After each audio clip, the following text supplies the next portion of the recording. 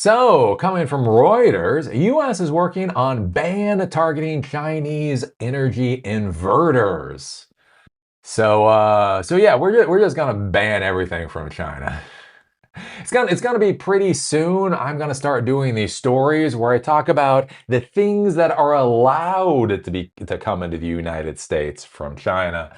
So we've been talking about this for a while. Again, this whole trade policy with the Trump administration, the abject disaster that we are currently dealing with China, man, is obviously bad. And since China, man, is obviously bad, we have to do stuff. We have to do stuff. So the latest thing is these inverters.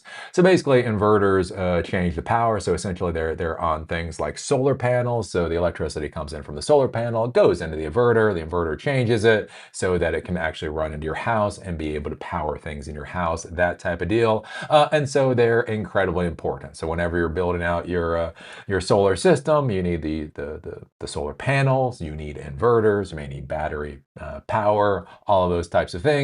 Those all come together to create the overall solution. The issue that we're dealing with right now with these Chinese inverters is where I think there is a legitimate concern. It's a legitimate concern that's meeting 2026. So I think it was a year ago, maybe it was 2 years ago. There are companies out there that go and they look at hardware that's being sold on the open market. They rip it apart, reverse engineer it, essentially to figure out what is inside of the hardware. And one of the things that came out is that some of the Chinese inverters that were being purchased in the United States actually had full communication stacks on them that were not documented, right? And so this was used to show how the Chinese government is trying to, cause security vulnerabilities within our energy infrastructure by having these inverters with these communication stacks. So theoretically, China could send some kind of command using some kind of radio frequency and shut down all of these inverters. The inverters go down, and all of a sudden the electricity generation goes down. That is a legitimate concern. When I look at it, though, especially knowing how China, actually really modern manufacturing works, one of the things that I do wonder with this is if the communication stack was basically so inexpensive. So, again, when you're looking at Wi Fi stacks or other communication stacks, when we talk about them being cheap, they can be dirt cheap. I mean, they can be like a buck, $2, $3 for this entire stack.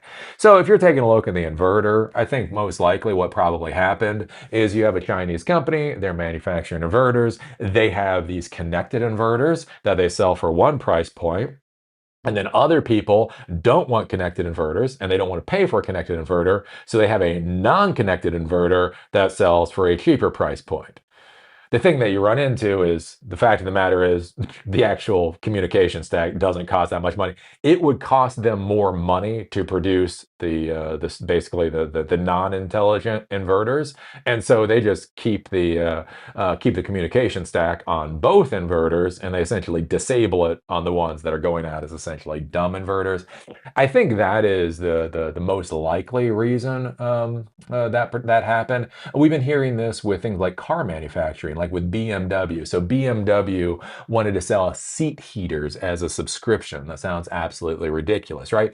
And the reason is because what they found is it was cheaper to manufacture all BMWs with seat heaters. So all BMWs physically would have the seat heaters in them, but then they would upcharge you essentially for the license key to have the seat heater turn on, right? And basically what they said is that it would cost them more to have seats without heaters and seats with heaters and try to sell that mess. And so I think that's probably what China was doing, but it's the modern world. And so if China can be portrayed in a bad light, it is going to be portrayed in a bad light. And so anyway, so now they've been pushing this whole idea of banning these inverters for a while. My major concern with this is, do we produce enough inverters? I got a ask me in the back. Yeah.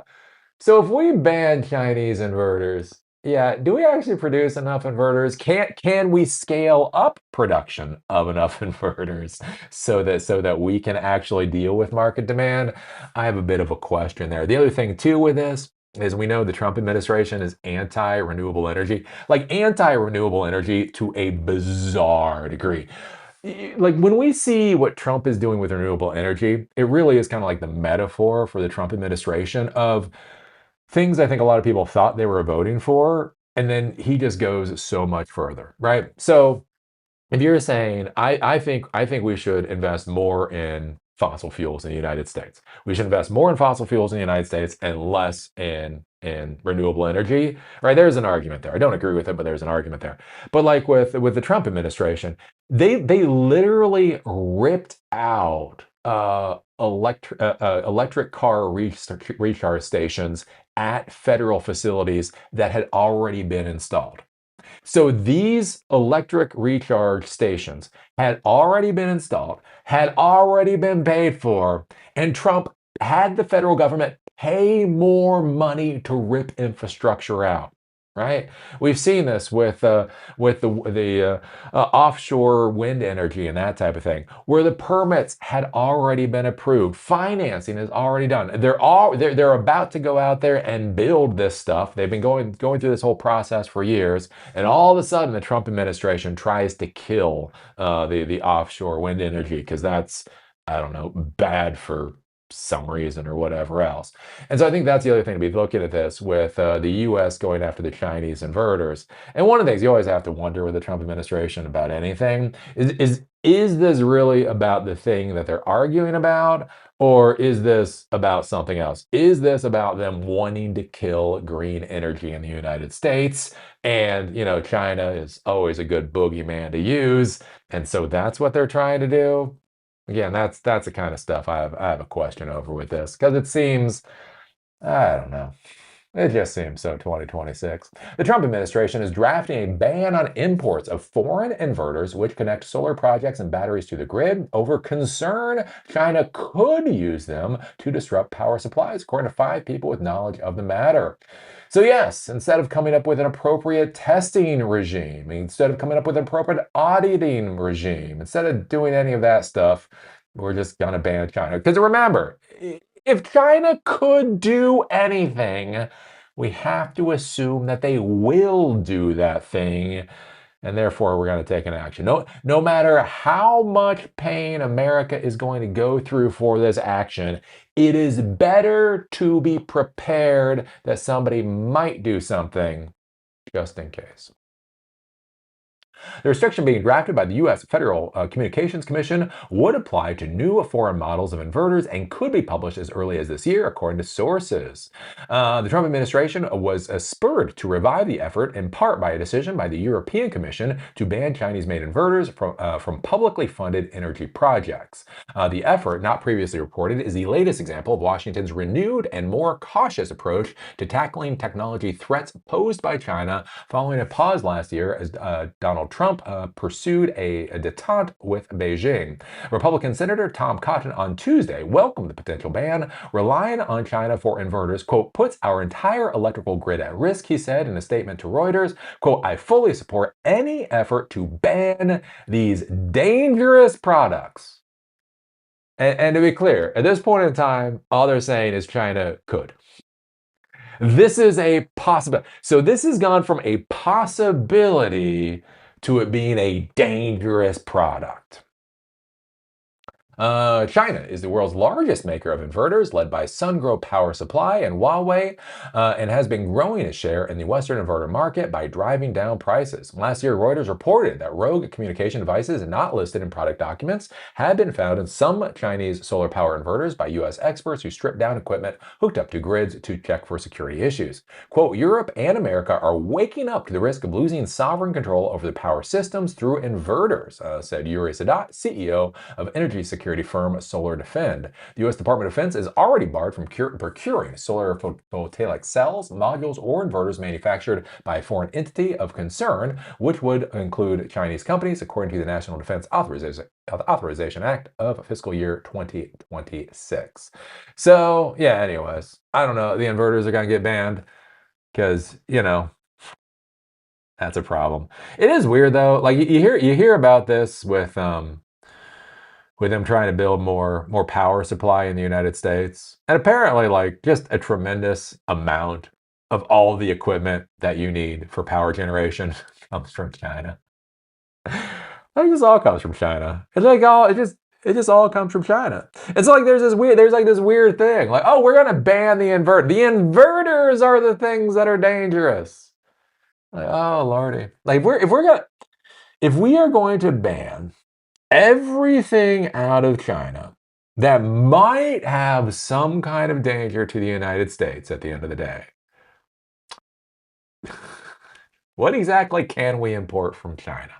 What can we import from China? Um, that would be my question there. And my frustration with this is I just don't see our industrial policy. I don't see the industrial policy where we are tremendously reshoring the production of electrical grid equipment in the United States. You know, again, as an American, when I sit here, I do not see the billboards extolling the next generation to become welders. I do not, you know, hear anything on the radio extolling the next generation to become engineers. Right? I don't see anything about, you know, national science fairs or state science fairs. I don't go out there and see anybody with their fancy mathlete crowns or whatever else. I don't see anything where we are actually building up our capacity.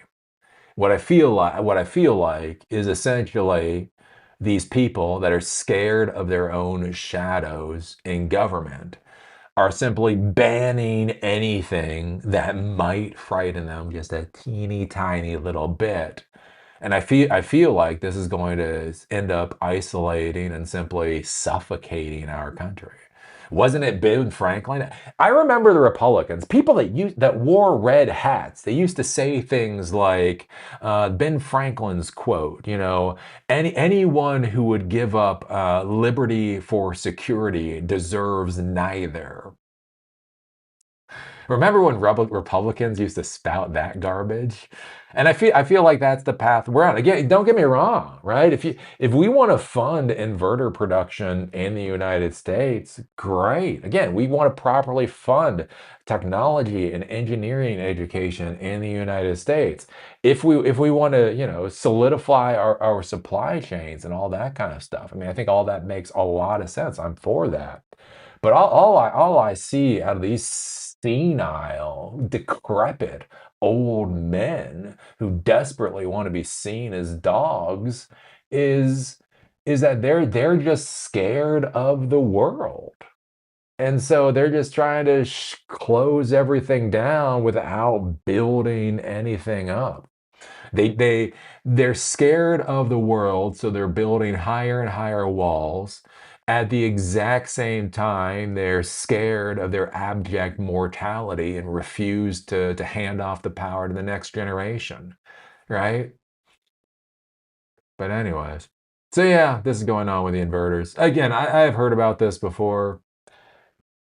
A bit of a nothing burger. It's like it's not a nothing burger. It's like, oh, it's a something burger, but you know, when you look at modern manufacturing, I don't think it should be it shouldn't come as a shock. There's things like communication stacks on these particular devices.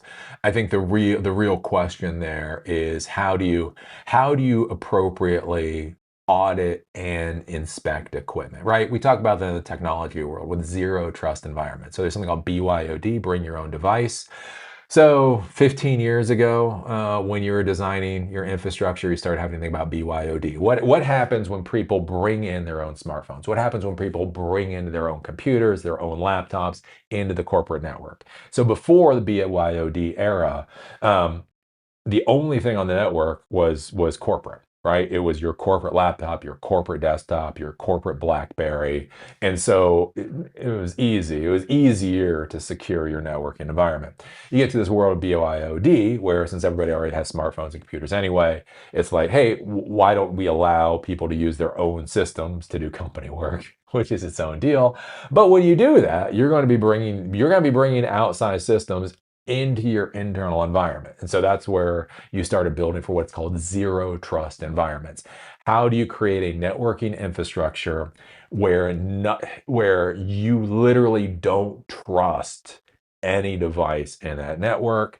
How can you provide communication services without opening up holes to have security problems, right? That's zero trust. And so I think with this manufacturing in the modern world of technology, we need to figure out how to have zero trust industrial policies, right? How we need to come up with the systems and procedures so that an electronics firm that literally has Putin's daughters as the CEO could be able to sell electronics equipment into the US electricity grid. But the auditing process, the processes that are put in place, we don't need to worry so much about the trust of that particular equipment. We have designed the systems so even if Putin himself, manufactured the equipment going into, our grid, it still wouldn't be a national security concern because everything would remain secure. That is the kind of thing that we need to be thinking about more. And, I mean, that's everything from how do you audit the equipment once it gets to shore, to possibly even just having FCC auditors literally being able to go to factories. It's like, okay, this factory in China is going to be producing inverters that are certified FCC compliant. So in that factory, there's going to be 3 full-time American FCC auditors that are continuously going to be going through that plant, verifying everything is manufactured up to the particular spec. And when equipment gets shipped to the United States, there is going to be auditing on the other side to verify that nothing has gone through, right? And this is where I talk about policies, procedures, and systems to get us to where we're going instead of just outright banning things. And that's what I don't hear out of the Trump administration. I hear nothing out of the Trump administration about systems and policies and how we are building as a society. What I hear is punching people twice as hard. So anyways, what do you think about this? What do you think about banning Chinese inverters? Because apparently, I don't know, they're a national security risk too. Do you think there's anything the Chinese can do? Seriously, that's one of the things I've like really been wondering for a long time. Now, if you follow me, you know this for a while. Like, is there anything the Chinese can do? I'm not saying that they're going to do it. I'm not saying that they're going to do it. But like, think about everything that we're doing with China, containing it, and the rest of it. Is there any way that they could legitimately get themselves out of the situation? And I just don't believe. I just honestly see no path for them out of us wanting to isolate them. So, anyways, I don't know. Put your thoughts. Put your thoughts down in the comment section. If you like these episodes, do remember they're on Spotify and on Apple Podcasts. Link is down below. If you want to follow me on LinkedIn, there's a link down there too. With that, see y'all later.